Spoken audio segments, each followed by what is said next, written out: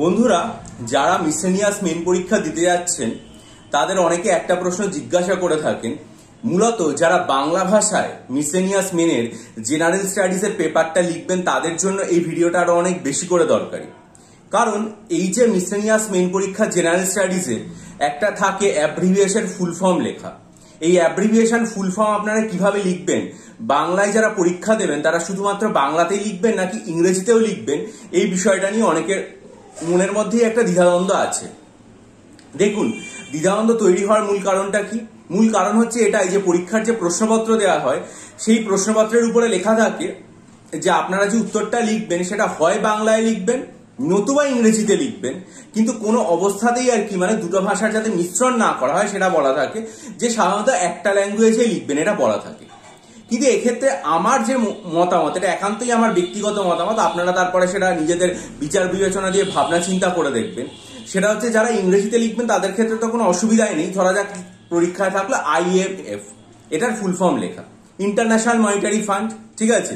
তা international monetary ফান্ডটা যারা ইংরেজিতে লিখছেন তাদের কোনো অসুবিধাই নেই, কিন্তু যারা বাংলায় লিখবেন তাদেরকে আমি বলবো এইভাবে লিখতে IMF, তারপরে সেখানে লিখবেন ইন্টারন্যাশনাল মনিটারি ফান্ড। এটা সবার প্রথমে আপনি বাংলায় লিখবেন। বাংলায় লেখার পর ব্র্যাকেটের মধ্যে ইন্টারন্যাশনাল মনিটারি ফান্ড কথাটা ইংরেজিতে লিখে দেবেন। এখন প্রশ্ন হচ্ছে যে বাংলায় লেখার পাশাপাশি কেন এটা ইংরেজিতে লেখার প্রয়োজনীয়তা হলো? প্রয়োজনীয়তাটা এই কারণেই হবে, সেটা হচ্ছে যে এই যে আপনি ব্র্যাকেটে এটা ইংরেজিতে লিখছেন তার থেকে পরীক্ষক এই বিষয়বস্তুটা পুরোপুরিভাবে বুঝতে পারবেন যে আপনি এটার যে প্রকৃত বানান দিয়ে যে জিনিসটা আর কি হ্যাঁ সেটা আপনি জানেন, অর্থাৎ আপনি পুরো ইংরেজি বানানটা খুব স্পষ্টভাবে জানেন, এই জিনিসটা যেমন ধরা পড়বে। একই রকম ভাবে যেহেতু প্রশ্নপত্রটা আপনার কাছে ইংরেজিতেই রয়েছে এবং সেখানে ইংরেজির যে অক্ষরগুলো অর্থাৎ IMF দেওয়া আছে সেগুলো দিয়েও যে আপনি পুরোটাই সঠিকভাবে জানেন ইংরেজিতে জিনিসটা, সেটা তুলে ধরতে পারবেন। আর বাংলায় লেখাটা এই কারণেই, যেহেতু আপনি পুরো প্রশ্নপত্রটা বাংলায় লিখছেন তাই মূল উত্তরটা আপনি বাংলায় লিখেছেন, অর্থাৎ পরীক্ষার যে নির্দেশিকা সেটার কোন রকম বিরোধিতা আপনি করেননি, সেটাকেই মান্যতা দিয়েছেন, এই জিনিসটা মাথায় রেখে। তাই যারা বাংলায় লিখবেন তাদের উদ্দেশ্যে আমি এটাই বলবো যে প্রথমে আপনারা যেটা করবেন IMF লিখে একটা কোলন দিলেন, কিছুটা জায়গা ছাড়লেন, তারপরে ইন্টারন্যাশনাল হর্ষই দন্ত নয়টায় আকার, এরকম ভাবে দন্ত নয় জফলা আকার, তালবেষ্ট্র আকার, এইভাবে ইন্টারন্যাশনালটা লিখলেন, মনিটারি ফান্ড, তারপর ব্র্যাকেটের মধ্যে ইন্টারন্যাশনাল মনিটারি ফান্ড যে কথাটা রয়েছে সেটা পুরোপুরি ভাবে একদম আপনি লিখে দেবেন ইংরেজিতে, ঠিক আছে?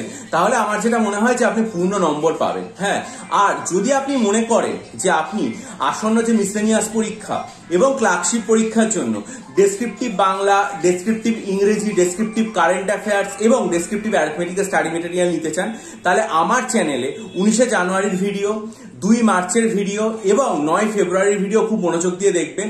দেখে ডেসক্রিপশন বক্সে দেওয়া যে ইমেল আইডি রয়েছে সেটার মাধ্যমে যোগাযোগ করবেন।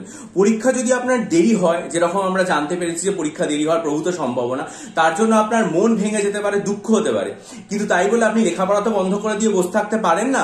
বরং এই যে দীর্ঘ সময়টা আপনি পাচ্ছেন সেটা যত কষ্টই হোক না কেন আপনি সেটাকে আপনার পড়াশোনার কাছে মজবুত করুন এবং নিয়মিত এই যে আর কি জায়গাগুলো রয়েছে, ডেসক্রিপটিভ কারেন্ট অ্যাফেয়ার্স লেখা, ডেসক্রিপটিভ বাংলা ইংরেজি লেখা, সেগুলো যেমন খবরের কাগজ থেকে পড়বেন তেমনি সময় ধরে কিন্তু আপনার লেখালেখিটা প্র্যাকটিস করতে হবে।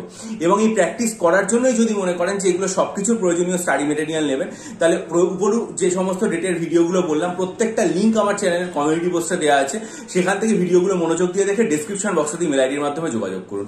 ভালো থাকুন, বিজয়ী হন, সফল হন, চ্যানেলটা সাবস্ক্রাইব করে বেল আইকন প্রেস করুন, আপনাদের মূল্যবান মতামত দিন, ভালো থাকবেন।